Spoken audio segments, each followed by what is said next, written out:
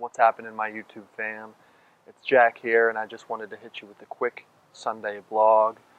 I came up here on top of my roof. I didn't know what to talk about at first. Then it reminded me of one of the craziest scenes I've ever had to do in my life. I've always been scared of heights, but I've never been afraid to face that fear. I believe you learn from fear. You learn from your mistakes. People say you don't learn from success. I don't know if I agree with this completely, but failure and mistakes and all that make you learn even more.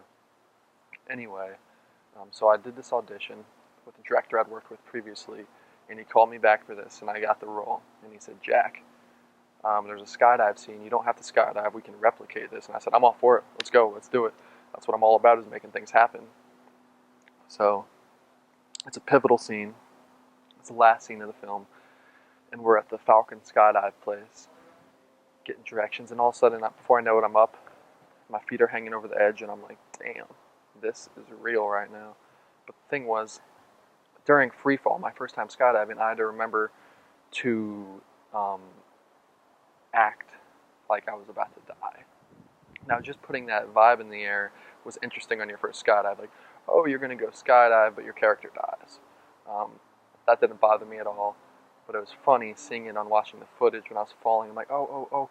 And then I forget because all the stimuli is hitting me, free fall, never done it before. And I'm like, oh shit, I have to play dead. And the funny thing is the camera picks that up, but there's a lot of footage that does work.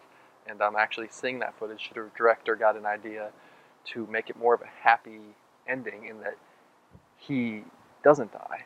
He lives, and his character and his person lives on. He broke out of his shell. That was a huge turning point. And it's funny the way things work like that in film, is how something that wasn't necessarily even a mistake, but it comes to bring the whole film full circle. You see great improvisational moments by so many actors out there. I'm not saying it was a great improvisational moment. I'm just saying that it was a great experience in my life.